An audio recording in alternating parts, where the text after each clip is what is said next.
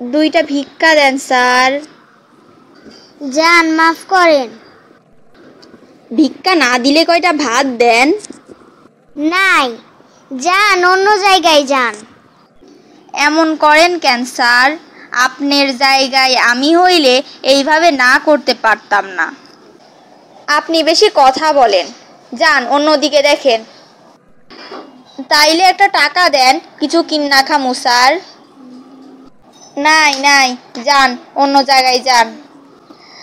তাইলে স্যার কয়টা পুরান কাপড় দেন।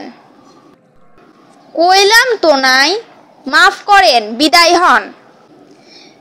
যেইটা চাই সেইটাই নাই, না থাকলে এখানে দাঁড়ায় দাঁড়ায় সময় নষ্ট করতেছেন কেন?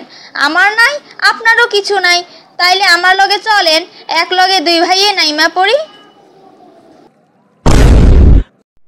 এই জামাটা একটু টাইট মনে হচ্ছে, পরতে পরতে লুজ হয়ে যাবে।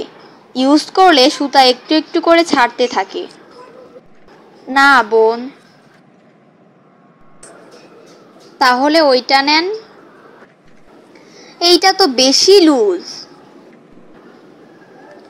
আরে বোন, পরতে থাকলে লুজটাই আস্তে আস্তে টাইট হয়ে যায়।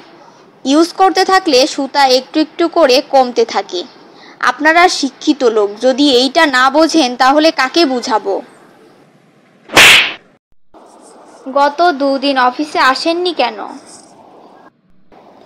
আমার বাবা মারা গিয়েছিল ম্যাডাম।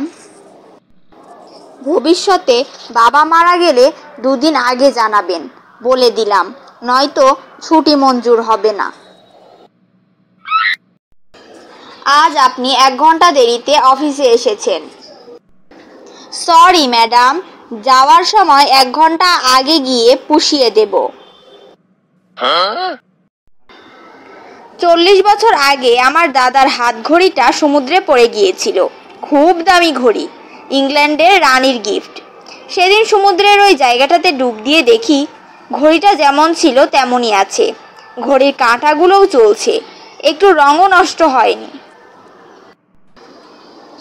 আরে এটা এমন আর কি, আমার দাদা 60 বছর আগে সমুদ্রে পড়ে গিয়েছিল।